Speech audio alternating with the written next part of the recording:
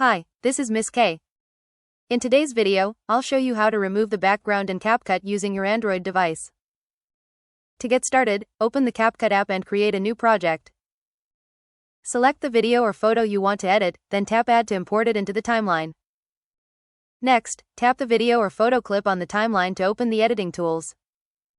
Scroll through the toolbar and select Remove Background or Cutout, depending on your version of CapCut.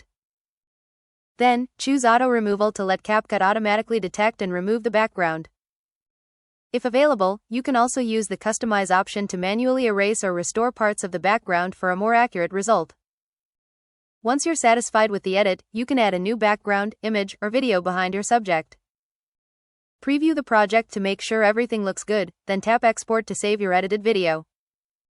And that's it, you've successfully removed the background in CapCut.